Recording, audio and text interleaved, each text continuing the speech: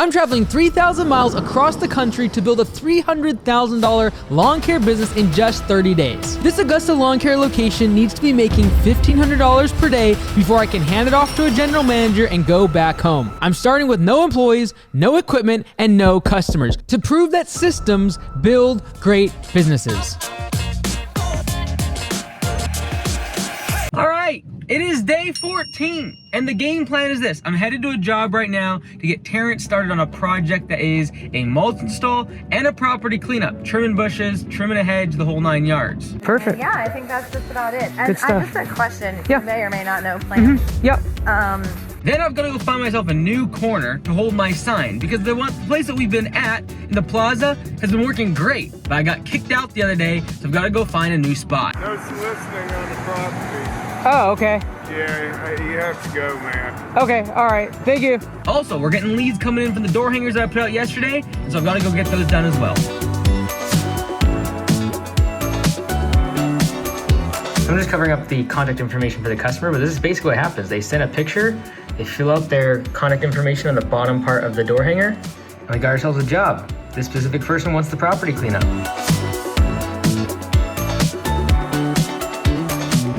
Terrence is rocking and rolling.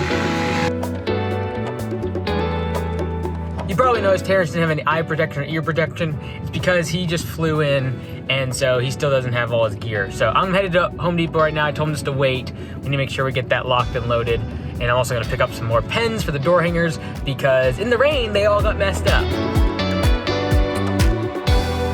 Okay, so I've been kind of eyeing this intersection. It's nice and busy, but the problem is I was here yesterday and there's quite a few people begging, and they were literally in a fight yesterday over one of these corners. However, I need a spot to be able to park and people to pull over to get an estimate. This might work, and that is where people could pull in here and then ask me for a quote when they can pull over. So, all right, well, we're on the hunt.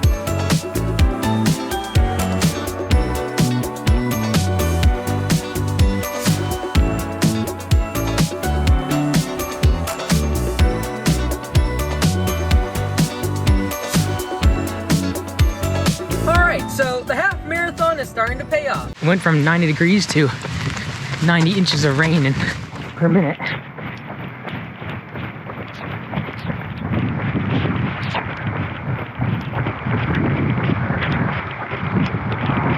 It's actually pretty refreshing.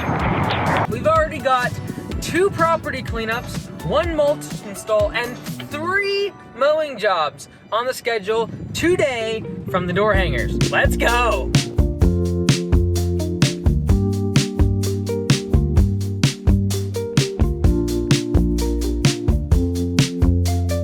We are going to a door hanger now. They got an estimate for $39 weekly, $59 bi-weekly. However, their brother-in-law, this is the notes from Command Center, brother-in-law mows right now, but is getting older, needs a price for hedge trimming in addition to the mowing. Offered mowing tomorrow if she would like to move forward. So those are the notes from Command Center. We're headed there right now. See if we can't get them not only on the hedge trimming, but also on the mowing. Because we don't want their older, brother-in-law mowing the grass anymore. Augusta Lawn Care can do that, very good. I'm Mike from Augusta Lawn Care. We had an appointment just to look at the hedges and things. Oh, yeah, that's right. Awesome. Perfect. So my understanding, the yard? Yeah. You seen the backyard? Have not seen it yet. You might need to go look. Okay, all right, I'll go take a look at it. We're at Patricia's house here, and we're gonna be mowing here starting tomorrow. But for the trimming and the mulch, I just wanna go over that. So we're gonna be trimming these bushes out front of the house, and then we're gonna install 1.5 yards of mulch underneath the flower beds, over there and underneath here. Including that bush trimming is gonna be this area in the back. See, there's a chain link fence, but there's a bunch of brush essentially coming up against over the chain link fence. So right there you can see the chain link fence. Boom. All along there, we're just going to trim all the way back just so you can see the fence. So this is just with the weed whacker and the hedge trimmer. So all those branches coming over, we'll trim all those up. And then a couple of these limbs that are hanging down, we'll just trim them up with the loppers just as high as we possibly can go. All along that back chain link fence. So that'll all be included in the bush trimming and then the mulch in the front yard. So she already got the prices from the door hanger, but as you've probably seen already, half the time when it comes to door hangers, they're gonna want you to come back out to the property anyway and have other work for you to do.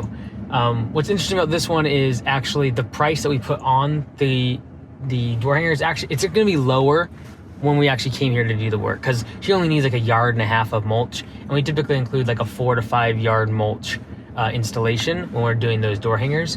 So that price is actually coming down. You noticed at the beginning she was a little bit more apprehensive. She has her brother-in-law mowing the grass, so you gotta be careful with like family and things. However, by the end of it, you just gotta warm up to them, answer their questions, be a human being, and by the end she's like, I want you to do it and everything. And then at the end there I said, I will make sure that the edging is done, because you could tell that was a stickler point for her. What it needs is what's called like a straight edge or a metal edger, and we actually create a trench in there right along that Yeah, I know what concrete. you're talking about, but I just didn't get it from the other person. Oh, really? Because her previous person, i.e. her family, had said that they were going to do the straight edge against the concrete, and they haven't been doing it. So I said, hey, tomorrow I'll make sure that we actually go over this with you in person. Now the strategy is we've got to find a place to hold the sign. Yes, it's upside down, but if I flip it around. Now I do have another one on order that is going to be for project-based work, because this one's really pitching mowing, and we've got to focus on property cleanups and mulch installs. However, I want to test and see if being in a more residential, slower moving traffic area is actually the better move. Could it be wrong? Probably, but I've got to test it. So this street here, not a lot happening on the street right now, but people are moving about 30 miles an hour. I'm gonna try this one out for 1 hour and see if I get any customers. And if it doesn't work, I'm gonna find another spot at a different kind of commercial area that hopefully I won't get kicked out on, but let's give this place a shot first.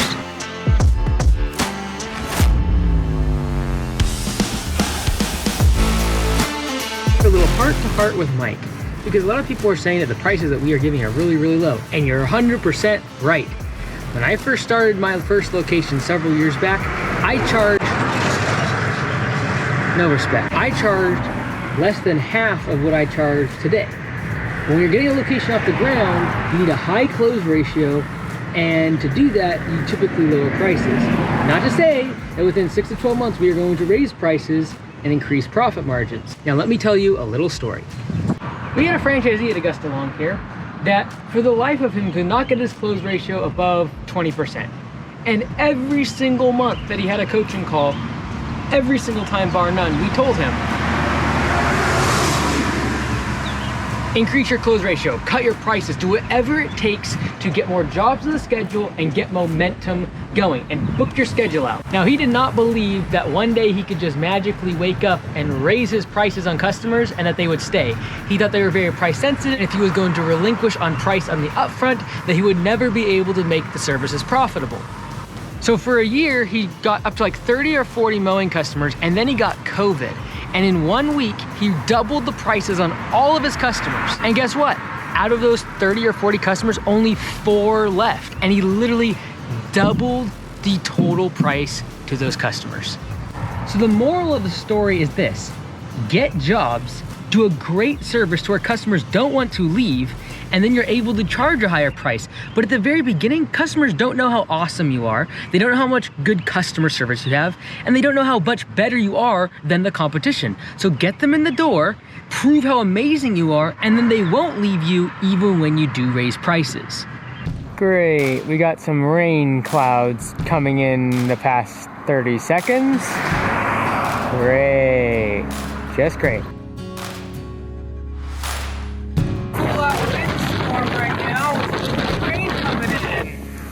Alright, this turned into a meteorologist. Alright. Charlotte, North Carolina. He's under attack. Why is it that every single afternoon I get crazy weather of some kind? It's absolutely nuts. Great. Just great. I am striking out on the weather. What in the world? I feel like this is an episode of Storm Chasers. I'm gonna go literally drive towards better weather so I can hold this sign. We'll see if this works out.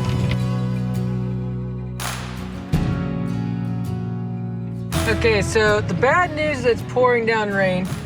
And I've already held the sign in the rain before, and that was not fun.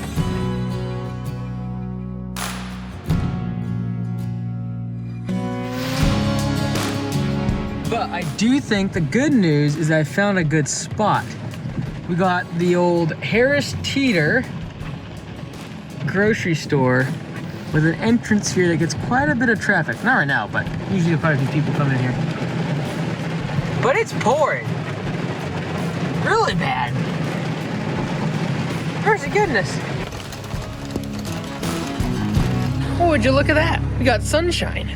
I took 20 minutes, got myself a smoothie, and worked on some Copilot issues. This morning, we pushed out a new release for QuickBooks Online Sync for tips. And when you add in, so on Copilot, you're able to basically charge the credit card processing fees to the customer. However, with the QuickBooks Sync, we need to make sure that it comes across into QuickBooks correctly on the profit and loss statement. So we made that fix, but for some stupidly crazy, weird reason, it made it where the add customer button didn't work. So we finally fixed it. It was the stupidest little tiny thing, but that was frustrating. It got fixed and got a smoothie. So, and the sun came out. What a win. Shout out to Igor, who is one of our developers on the Copilot team and actually lives in Ukraine. And so literally there'll be a couple days where he won't have internet or power and will not be able to work because of all the craziness that's going on with the war. And yeah, shout out to Igor. He fixed the bug. He found the bug and fixed the bug. I appreciate it.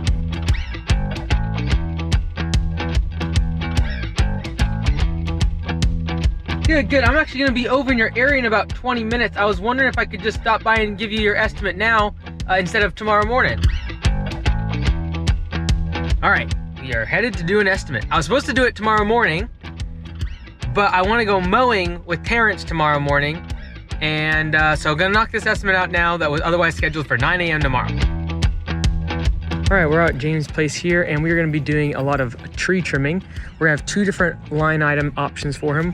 The first one is going to include around the parking area, along the front of the house, and then along this front gate, front fence. That'll be the first option. The backyard will be a separate option, and the side house will be the third option. So we're not removing any trees, but we're removing all the brush. So between a weed whacker and a hedge trimmer, honestly, we'll be able to get all of this out, just clearing all of this back. Same thing along this fence, like weed whacking.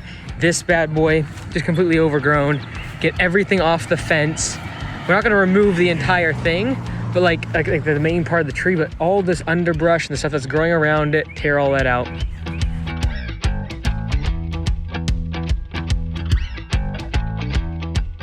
We'll take the pole saw and cut as many of these branches we can possibly reach, as well as all this tree getting trimmed up and all these trees away from the parking area so we can actually get back that gate. So we might want to bring the ladder just so we can get back in behind here and get as many of these branches as possible. We are able to just load all of the branches next to the curb and they'll be hauled off by the city. Would that help y'all out? Oh yeah, it helps a lot with price too. We don't have to haul it to the dump. Yeah, and just trim. Okay.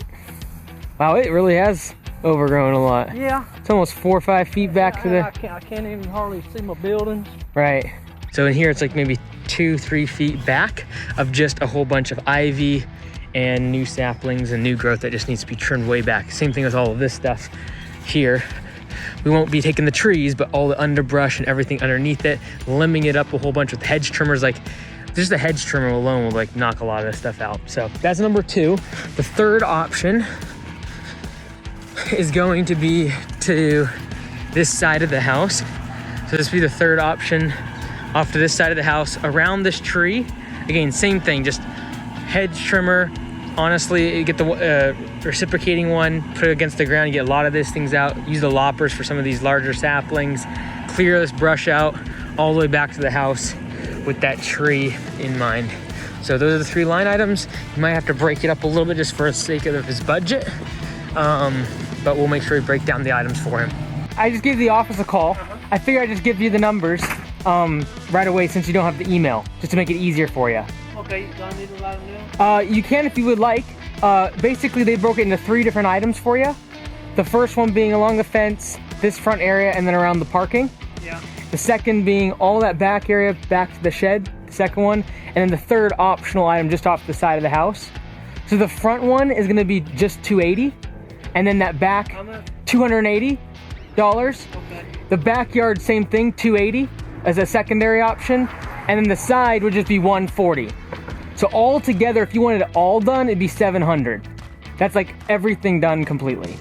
Alright, I'll tell you what I'll do. If you'll throw in all the way around this tree, Okay, I'll do it for the same price, for $700. I'll take a picture, I'll send it to him. I think I can get it for you. I'll do it all. All right, let's do it. Next week, we do have some time on the schedule. Alright, now let me check my schedule because I gotta go to Duke July 11th for eye surgery. And Get one it day. cheaper if I give you cash? No, unfortunately not. Okay, alright. Uncle Sam wants a piece of I it can no write matter you a what. check? Okay. Yeah, that's fine, that's fine. Well, look at you, buddy guy. Look at you. So I went ahead and closed that deal on the spot, simply because he did not have an email, but he was ready to pay.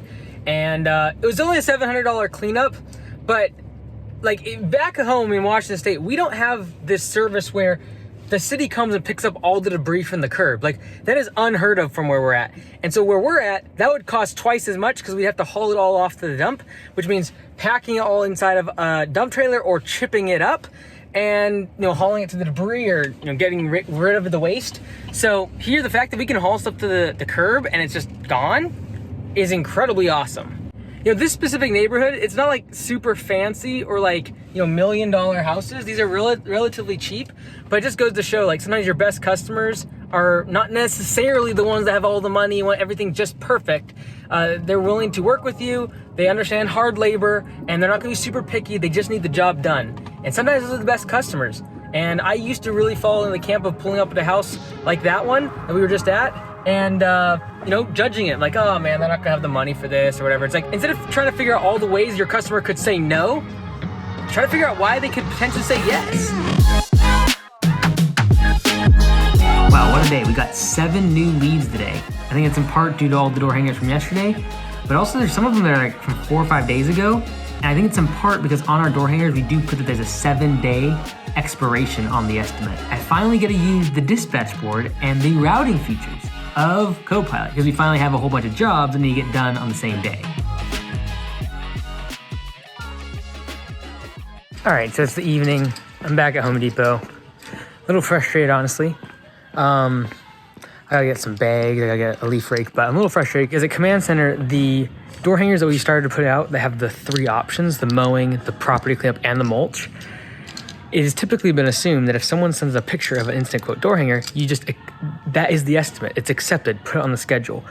And I'm a little frustrated because with these new ones, somehow something did not connect and they sent them the estimate like, just wanted to confirm that you want all these line items. Of course we wanted those line items on the schedule. They sent us the picture and that is the acceptance process. So put it on the schedule. So a little bit frustrated there, but we'll work it out. We'll make sure the entire team is on the same page in terms of system for these. And that is, we assume that they want everything on that door hanger and they'll tell us otherwise. And if they think they need a work change order or want a further estimate, they'll ask for that. Otherwise, we assume the sale, we put it on the schedule, and we roll. And look, I'm not frustrated at Command Center. I'm frustrated myself that I would let something go for a few weeks and slip through the cracks of the system without plugging the hole. So we've always done door hangers, we've always done instant quotes, but this whole like having multiple line items on the instant quote door hangers is new. But I should have plugged this weeks ago. And so I don't think it costs me a job, he's still accepted, but like, it's frustrating. It's a $500 job. It should be on the schedule right now, but instead we sent him an estimate. All in all though, today was a massive win. The first time we've had more than 5 leads in one day come in, and I think we've got like 3 or 4 new mowing customers just today. So momentum's definitely picking up. I'm a little bit frustrated, but it's partly because of like issues with Copilot this morning, the fact that it started raining today, and I couldn't do my sign and like test that, as well as the fact that I got so many accepted estimates. I've got to like get those all on the schedule. And tomorrow I have a whole bunch of calls and a podcast interview on my schedule. And that's like smack dab in the middle of the day. So it's going to mess up the mowing route. I'm a little bit frustrated. So I'm going to go work out, then jump back into it later this evening.